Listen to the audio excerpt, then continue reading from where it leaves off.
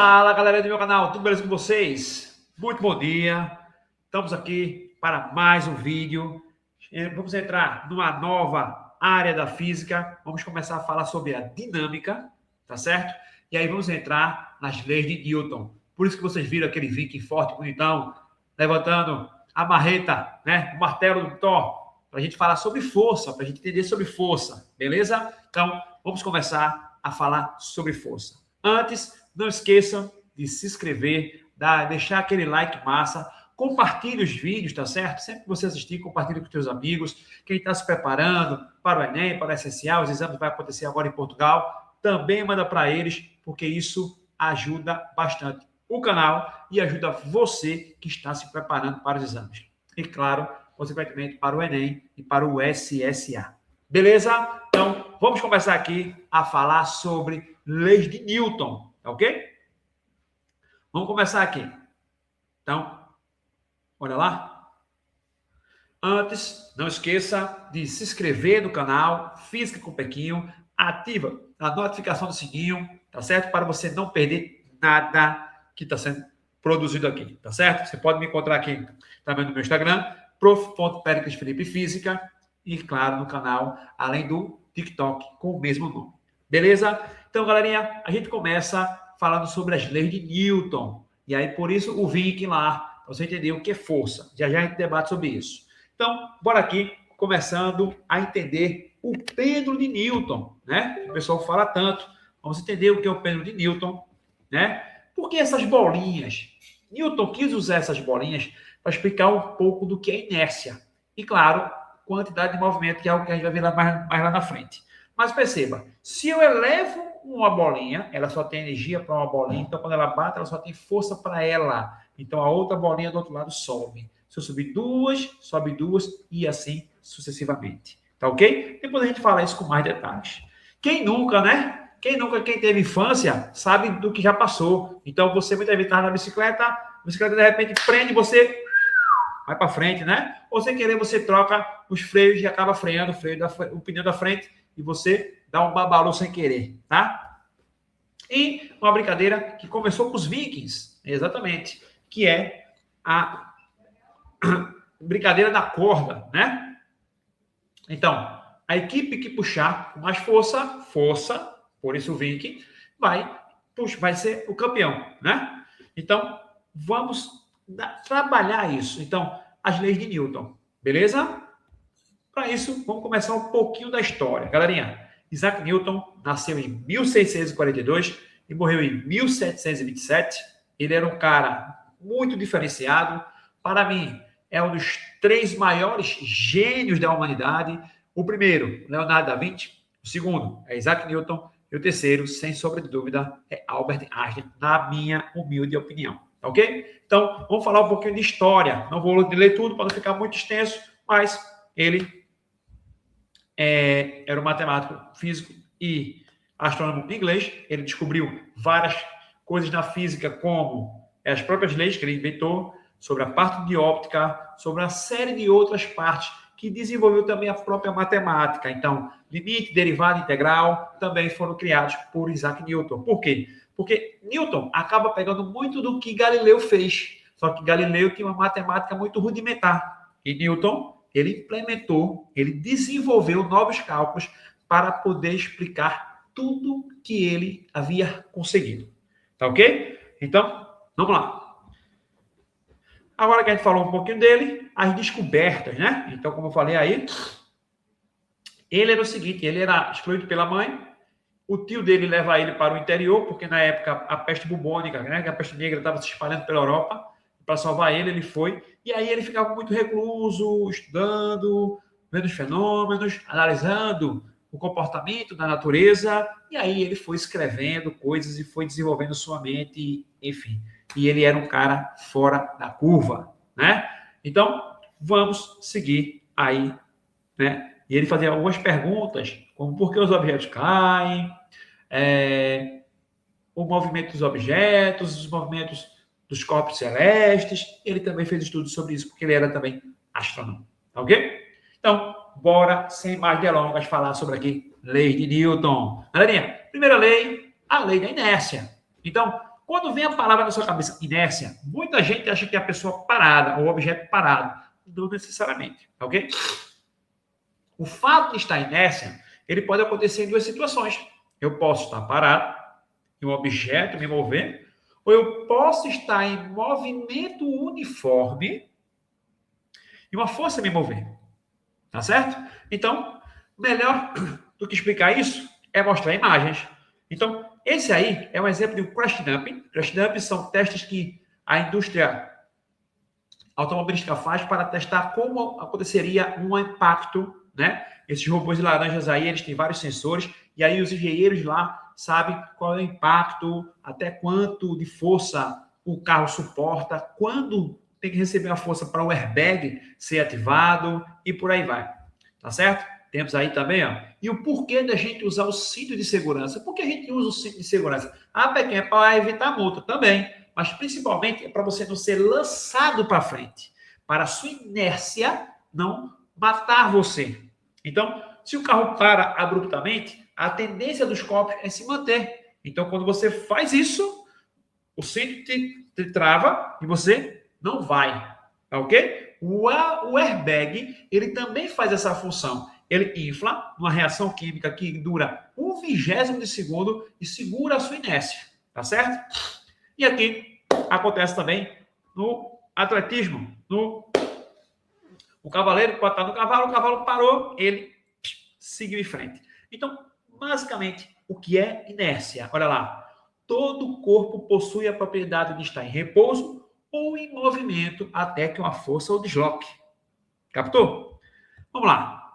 Vamos agora entender a segunda lei. Foi onde apareceu lá o Viking bonitão, segurando o martelo.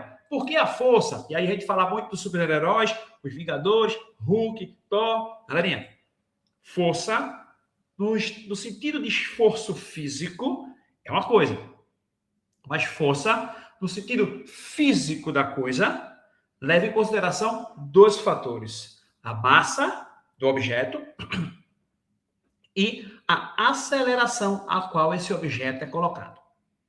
Captou? Então, vamos seguir aqui. Então, por exemplo, o cara empurrando o carro, ele está fazendo uma força, ele está exercendo aqui uma força. E aí, lembrando que força é uma grandeza vetorial. Olha lá. Força. Por isso tem setinha. Esse homem aqui carregando esse saco de batata, ou cebola, seja lá o que for, ele está fazendo uma força para cima contra o peso do saco. E essa moça aqui carregando 4 caixas, ela está aplicando uma força para cima contra o peso dessas 4 caixas. Perceberam? Então, a gente aos pouquinhos vai chegando e vai definir realmente o que é força. Quem define força é a segunda lei de Newton, é o PFD, princípio fundamental da dinâmica. É assim que a gente tem que se lembrar. E aqui, a gente vai ver esse exemplo. Então, perceba, eu tenho aí o carrinho. Como é que Newton descobriu isso? Ele imaginou, claro, dentro de vários exemplos, mas podemos pensar o seguinte. Imagina uma pessoa empurrando esse carrinho. Esse carro, ele tem uma massa, né? Ele começa a movimentar lentamente, ó, até atingir uma velocidade. Então, perceba aqui que ele tem uma velocidade inicial e chega a uma velocidade final. Do mesmo jeito que ele leva um tempo, ó. Tempo inicial até o tempo final. Então, se a gente sabe, né, que a aceleração é a razão entre a variação da velocidade sobre o intervalo de tempo, nós temos velocidade final menos velocidade inicial dividido por tempo final tempo final menos tempo inicial. O tempo inicial sempre é zero. Então, vamos ter a seguinte lei de Newton. Olha aí, força resultante é igual a massa vezes aceleração. Ó, isso é a aceleração que está aqui. Perfeito, galerinha? Então, perceba. Força resultante. O que essa força resultante tem a ver? Vamos entender. Não é só F, é FR. Por quê? A resultante quer dizer que ela está dizendo, ela está levando em consideração como ficam os vetores da força. Se eu tenho vetores apontando para o mesmo sentido, mesma direção, vocês viram isso em cinemática vetorial no vídeo anterior, eu somo. Se eu tiver no sentido contrário, eu subtraio. Então, é assim que a gente tem que analisar. Por isso que a segunda lei de Newton, ela leva em consideração, ela é vetorial, ó, porque tem a setinha, e a resultante. Eu não posso esquecer disso. Uma outra coisa que o aluno esquece demais é qual é a unidade da massa, Pequim? Qual a unidade da aceleração? A unidade da aceleração e da massa, vamos entender. Ó, a unidade da massa é o quilograma e a unidade da aceleração é o metros por segundo ao quadrado. Então, como essas grandezas estão multiplicando entre si, então vai ser quilograma vezes metro por segundo ao quadrado, que Newton denominou de Newton, né? De tão humilde que ele era. Então, Newton, representado pela letra N. Então, 10 newtons, 100 newtons, 50 newtons. Quando fala Newton, é uma unidade de força. Tá bom? Vamos seguir. Aqui, a gente vai falar sobre a terceira lei de Newton. Eu já fiz até alguns vídeos no meu Instagram explicando o que é a terceira lei na vida cotidiana da gente. Né? A cada ação, uma reação. Quem é meu aluno sabe disso. Então, olha lá. O boxeador, ó, levou um soco, foi suor, sangue e os dentes. Não, é um protetor vocal, tá? Então, perceba. Ele levou e o impacto é que dá o movimento, né? Temos aí o Pedro de Newton, mais uma vez, ação e reação. Se eu puxo um, vai um. Se eu puxo dois, vai dois. Daqui, se eu puxar três, o outro vai muito alto, né? E temos aí o foguete. Pô, como assim, Beto? Eu não estou entendendo. Olha, a gente está vendo aí Elon Musk gastar seus bilhões para lançar foguetes para unir o homem poder colonizar Marte. É uma loucura por enquanto, mas tem muito investidor colocando dinheiro nisso. Então, vê, quando o foguete sobe, para ele subir, ele libera toda aquela força para baixo. Então, fazendo muita força para baixo, qual é a reação? Ser jogado para cima, ser lançado para cima. Então, a cada ação, uma reação igual e contrária. Perceberam? Depois a gente fala isso um pouquinho em termos de comportamento. Vamos seguir. E aqui, ó, para a gente entender bem, é quando a gente entra no conceito de peso. E aí, meu Deus do céu, quando eu começo a explicar isso numa sala de aula, é muito aluno que confunde isso. Chega na prova, confunde de novo. Então, olha lá. Vamos entender o seguinte. Eu tenho uma mesa e eu coloco a singela maçã, representando aquela maçã que cai na cabeça de Newton, que não caiu na cabeça de Newton. Depois eu explico isso. Então, olha lá. A maçã, claro, ela tem a massa. Então, ela vai fazer uma força sobre a mesa. O nome dessa força não é massa.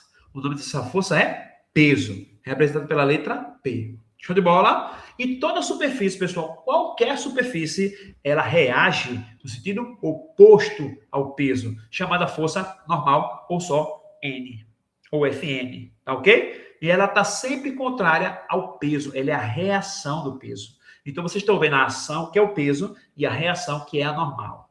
Então, vamos entender. A força-peso, ou é porque a gente chama só peso, mas tecnicamente falando seria força-peso, ela é nada mais, nada menos do que massa vezes gravidade. E aí o aluno fica achando, oxê, é diferente, Pequinho, da força? Não, isso é força. Ó, força resultante da segunda lei igual a massa vezes a aceleração. Só que a força é o peso, a massa está aqui e a aceleração é da própria gravidade da Terra. Então, sinto muito ele dizer, mas o tempo todo que você subiu na balança, você não se pesou, você se passou. Quem é meu aluno sabe muito bem disso. Então, a balança não te dá o peso, a balança te dá a massa. Não esqueça jamais disso, para não confundir. Mas aqui faz diferença? Faz diferença 10 vezes. Se ligou? Por quê? Olha lá, a gravidade da Terra ela é 9,81 metros por segundo ao quadrado, que algumas questões e alguns exames colocam como 10. Então, quer dizer que se você sobe na balança e você vê no leitor lá 70, não é 70 newtons, é 70 quilos. Para você achar o seu peso, é 70 vezes 10.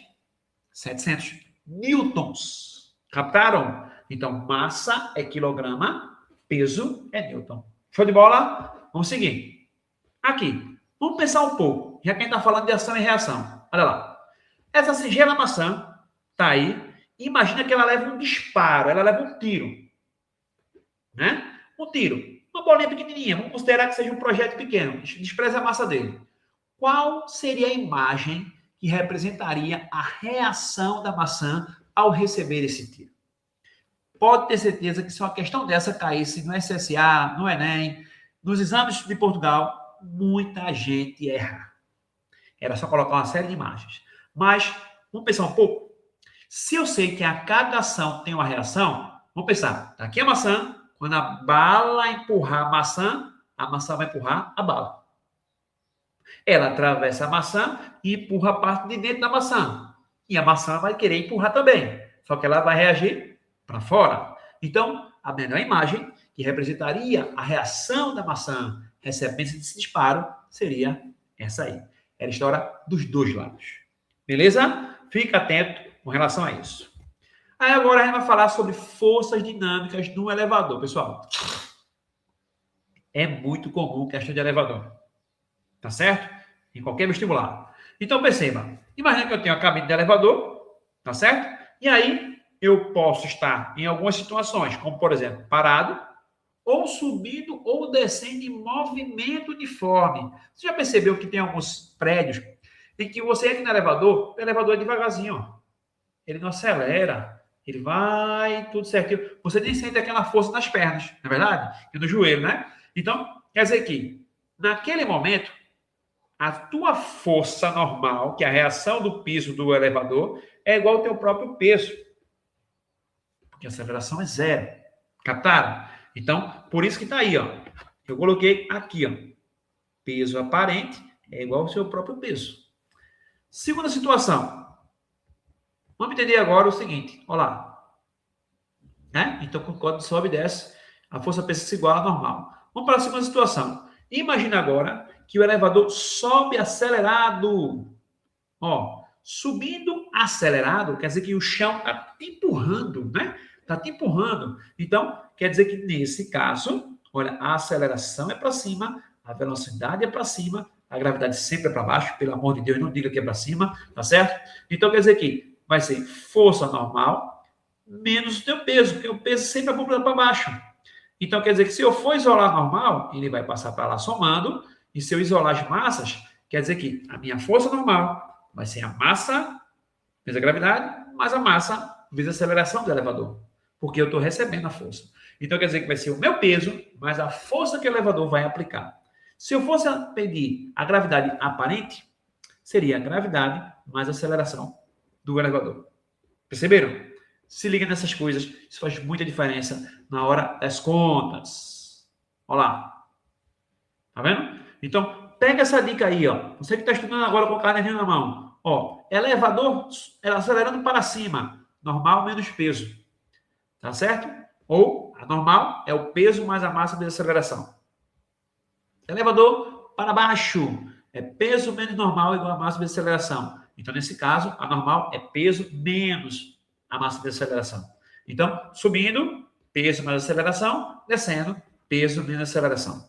Beleza? Pequinho, e se de repente cortasse o cabo? Boa sorte. Seria a primeira e a última vez que você voaria em poucos segundos. Depois você já era, bateria a caçuleta. Beleza? Então, por quê? Porque se ele está lá em cima e ele solta, vai ter um momento em que você vai se desprender do chão. Né? E aí você vai estar em gravidade aparentemente quase igual a zero. Só que você vai estar acelerando junto com a cabine. E no fim, é game over. Beleza? Vamos seguir aqui. Aqui agora, se ele tivesse subindo retardado, como assim, Pequinho? Você pensa logo uma pessoa retardada. Não, retardado é sobe, para, ou sobe, para. Então perceba, nesse caso, olha o que acontece aqui. Eu tenho velocidade para cima, aceleração para baixo. Por quê, Pequinho? Porque ele sobe, mas ele freia, ou seja, ó, desacelera no sentido contrário. A gravidade, claro, continua sempre para baixo. Então, eu vou ter agora, ó, peso menos a minha normal. Então, quer dizer que se eu isolar, aqui a força normal vai ser a força peso menos a força que o elevador faz, porque ele sobe e para. Sobe e para. Então, é meu peso menos essa força que ele faz. Então, a impressão que eu teria é de estar mais leve. É uma outra coisa que a gente precisa tomar cuidado. Se eu subo acelerado, eu me sinto mais pesado. Se eu desço acelerado, eu me sinto mais leve. E se eu subo constante, eu me sinto igualmente ao meu peso e logo igual à minha massa. Tranquilo? Aí, ó. Tá vendo as situações? Agora, tá vendo aqui? Agora, vamos falar sobre a lei de Hooke, né? Que é a força elástica. Galerinha, a força elástica, ela leva em consideração algumas coisas. Como, por exemplo, de que material é feito essa mola, né? Porque tem mola mais grossa, tem mola mais fina, e o comprimento dela, a qual ela vai ser deformada. Um detalhe, apertar ou puxar é força elástica do mesmo jeito, tá certo? Então, vamos analisar. Olha lá. A força elástica, ela leva em consideração o seguinte, ó. Eu tenho um ponto de equilíbrio, ou seja, o ponto inicial, que a mola não está deformada, e aí vamos supor que eu pendure um objeto. Ele vai fazer um peso para baixo, peso, que é a força, e vai deformá-la um pedaço X, né? E se eu botar mais peso, deforma mais. Então fica X mais alguma coisa. Então vamos entender o que se trata essa lei de Hooke. Olha lá. Primeira coisa, a intensidade da força F aplicada a uma mola é diretamente proporcional à deformação que ela provoca. Ou seja, quanto mais força eu fizer na mola, mais deformada ela fica, mais extensa ela fica, né? E aí vamos entender o que é isso. Tem a situação inicial, tem a situação final, logo a minha força elástica, ó, força elástica é o K vezes X. Como assim, Pequinho? O K vezes X, que danada é isso? O K é chamado de constante elástica e é dado em Newton por metro. A força, como qualquer outra força, é Newton. E a deformação, presta atenção que o que tem de aluno errando isso não está no gibi. É dado em metros. Pequinho, toda vez eu esqueço de transformar, então não vai esquecer mais, camarada. Ó, 1 metro é igual a 100 centímetros. Então, você quer dizer que se na questão aparecer em centímetros, tu divide por 100, que tu vai estar em metros. Captaram? Então, é assim que a gente vai reduzindo as nossas dúvidas, ampliando o nosso conhecimento e chegando lá. Beleza? Olha lá. Vamos seguir. Dinamômetro. O dinamômetro ele é um aparelho que mede a força. Nesse caso, a força é o peso. Não é verdade? Então, aquelas balanças que a gente vê na feira, alguns comerciantes seguram até na mão e botam o objeto ali, ali tem uma mola. É ela que mede o peso do objeto. Tá ok? E vamos entender aqui que existem alguns dinamômetros.